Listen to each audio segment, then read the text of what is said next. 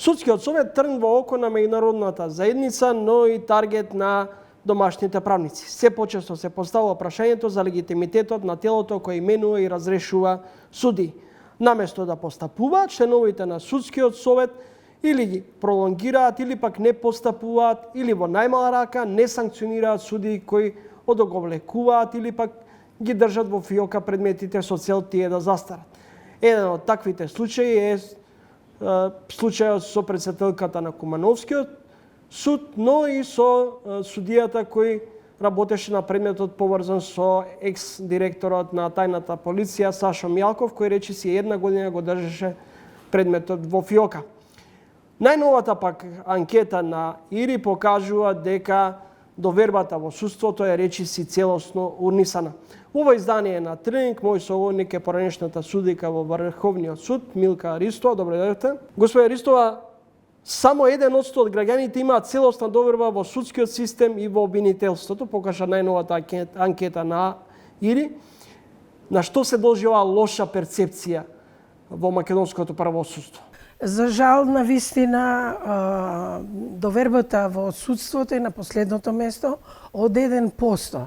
Меѓутоа и сите други показатели од таа анкета на ИРИ, последната што беше презентирана пред македонската јавност, покажува дека во сите институции македонските граѓани имаат мала доверба. Довербата во новинарството исто така 7%.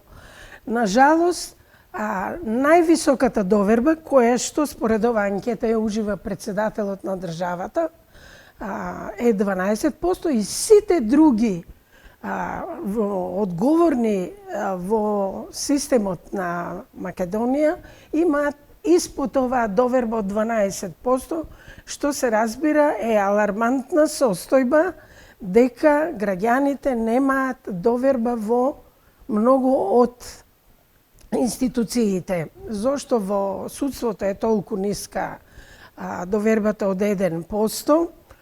Мислам дека тоа се должи на фактот што најголем дел од таа недоверба кај граѓаните се гради на основа на предметите кои што се многу медиумски експонирани или поточно за оние кривични дела во кои што се обвинети личности од висок профил, за тешки кривични дела, за тешки посегнувања и злоупотреби на средствата од буџетот на државата и дека тие постапки долго траат, дел од нив постапките застарија, што дополнително создава револт кај граѓаните кога тоа се случи.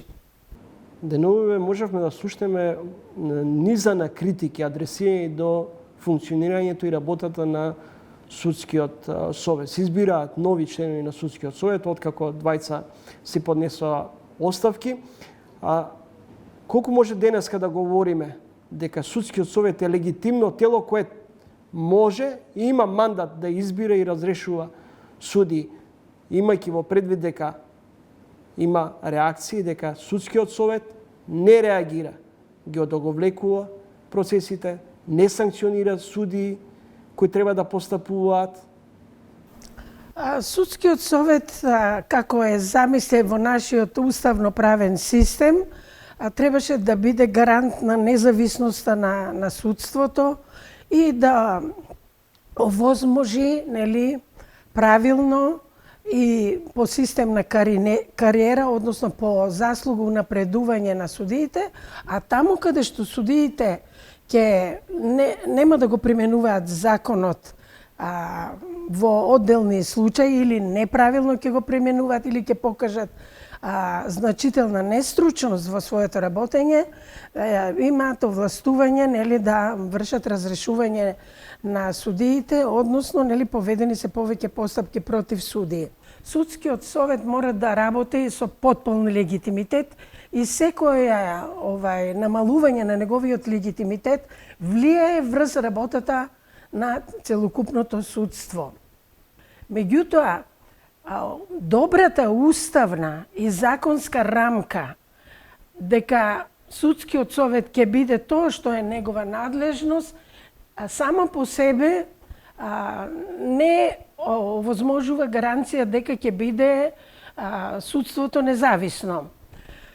Ова го велам од причина што и покрај тоа што според Уставот и Законот за судовите, нели, нема формално правно влијание извршната власт, сепак нити една извршна власт не ги тргнала раците од судството, односно настојува во тоа тело да, нели, делегира своји членови кои што ќе бидат на некој начин контролирани.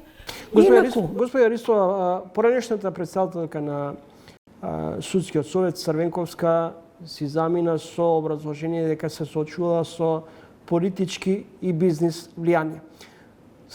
Речиси на иста линија беше и незината наследничка, а потоа беше и разрешена господјата Весна Дамова, која рече дека телото кое разрешува и именува суди се соочувало со политички притисоци.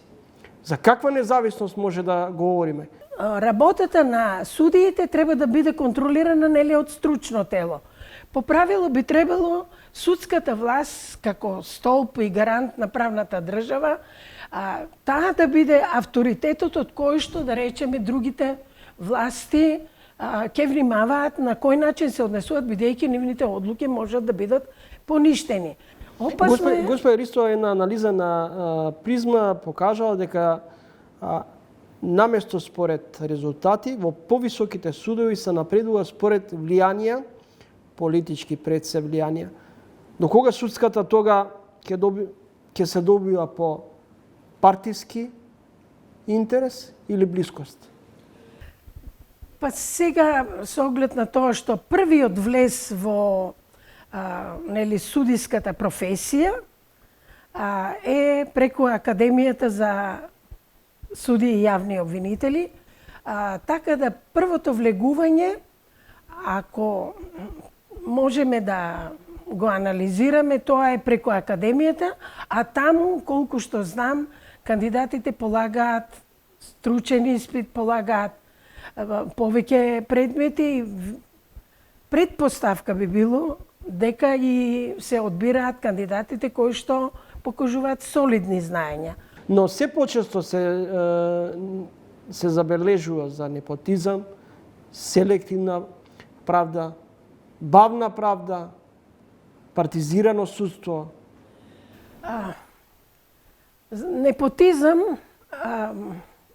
во средини каква што е нашата Македонија, каде што сите се познаваме и по некакви релации сите сме во некакви врски, дали родбински, кумовски, сватовски, пријателски, колегијални од факултети и така натаму, најверојатно имат влијание тој вид на врски, меѓутоа треба да се одбираат судии со висок интегритет и кога судија има добри правни знаења, кој што има добри морални и етички квалитети во себе и пред се висок интегритет, тој вид на влијание се обидуваат роднините да интервенират, се обидуваат пријателите и така натаму. Но судијата со интегритет треба да биде свесен дека е избран со траен мандат и дека е должен само и исклучиво да се држи до словото на законот и тоа му е гаранција дека ќе дојде до крајот на својата кариера со чесен образ и со мирна совест. Господја Ристова, од Брисел се најавува дека ќе испрати тим кој ќе прави оценска мисија за функционирањето и работата на судскиот совет. Дали тоа е сигнал за вас дека имаме ерозија на правниот систем?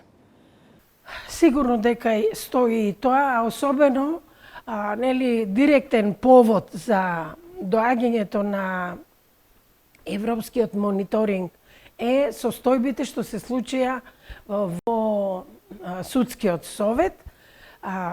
овој состав на судскиот совет за прв пат целосно се отвори за да јавноста има увид во неговата работа и проектираше на своите седници од 26. април и ми се чини и од 5. мај една толку грда слика што иритиране целокупната јавност.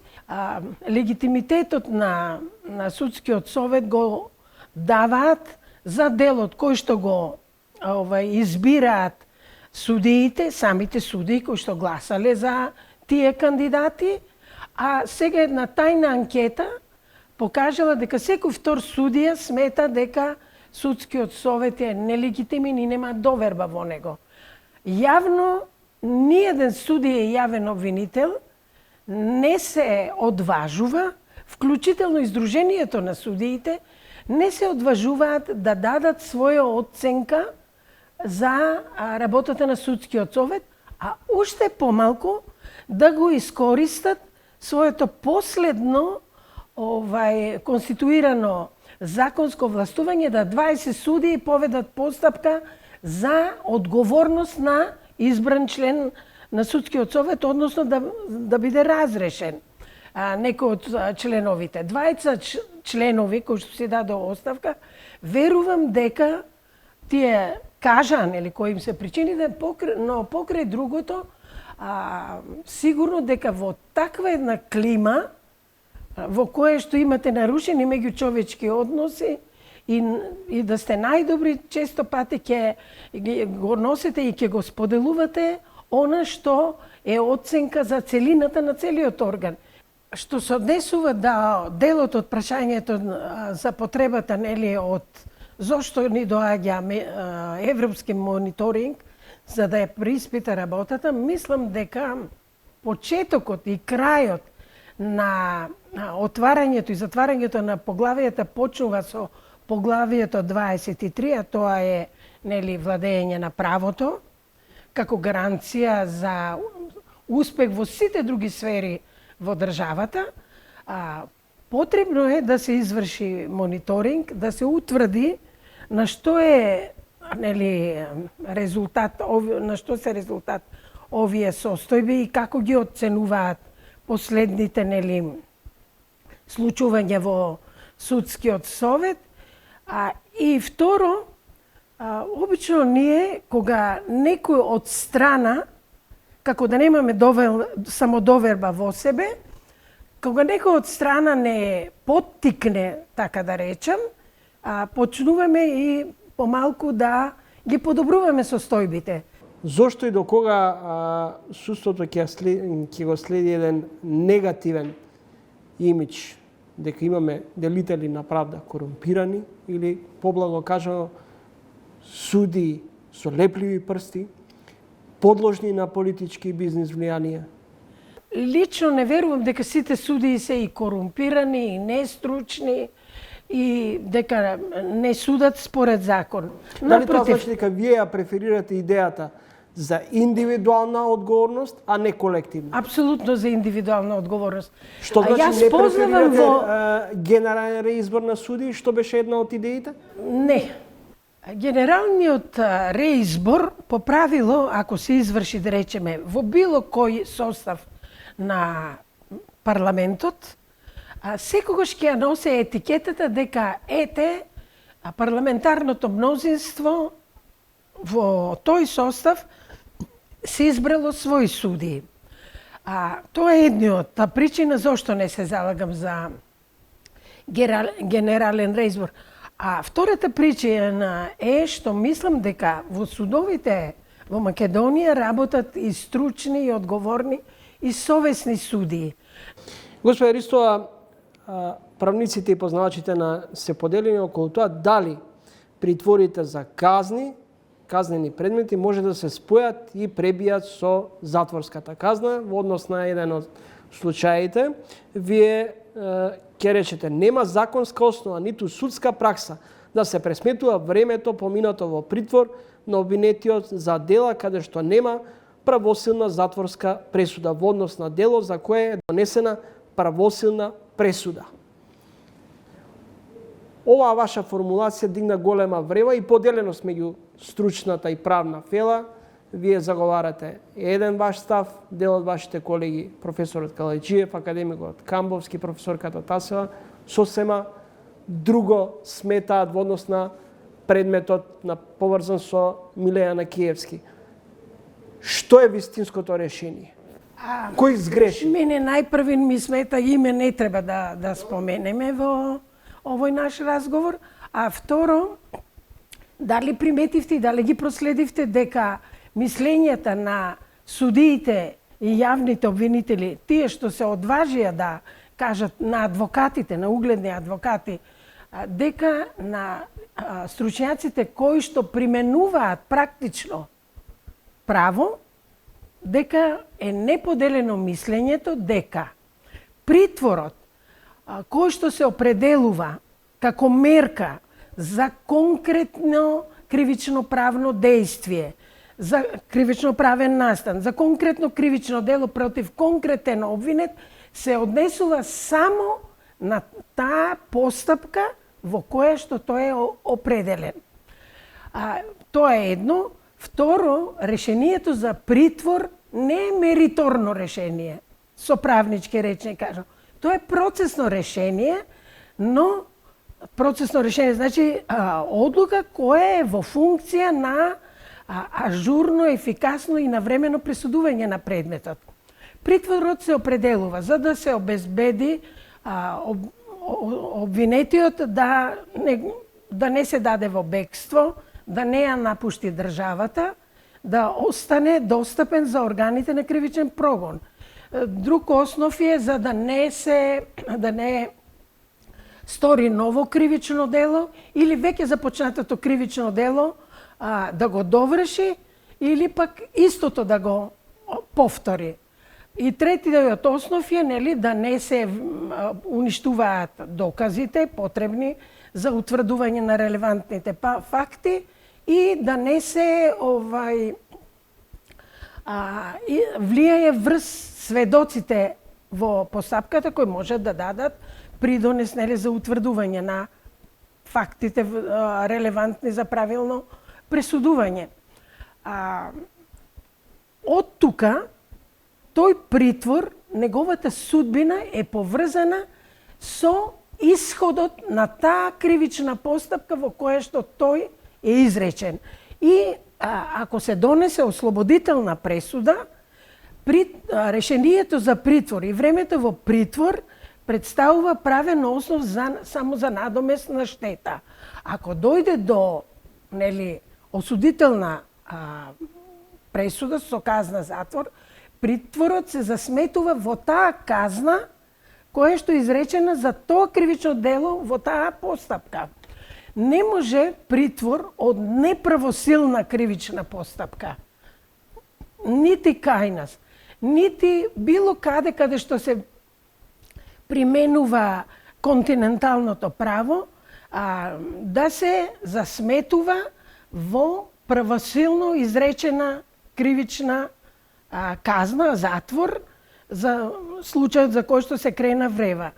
Науката има право на свое научно толкување и јас нема да дадам никаква оценка за мислењето на професорите, тоа е нивно мислење, тие ќе си го бранат. Но она што е точно е дека јас не сум прочитала поинакво мислење од ова што е применувано 78 години во македонското судство, дека притвор од неправосилна кривична постапка не може да се зарачунува во изречена казна во првостепена пресуда во друга кривична постапка, како што се бара.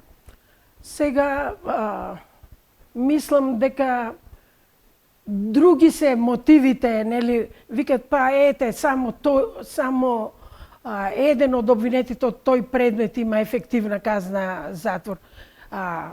Сето тоа, мислам, не е од влијание за оваа правно прашање, бидејќи ние не можеме да од такви мотиви да се крши законот. Нема законски основ за ова што се бара. Според мене, а и според оние бројни поранешни суди, адвокати, јавни обвинители, практичари, сите знаат дека тоа е така. Благодарам за гостувањето во емисијата. Благодарам и на вас за поканата. Мислам дека соработуваме ние веќе неколку пати, така да се надевам дека во некои подобри услови и подобри оценки за судството ќе разговараме афирмативно.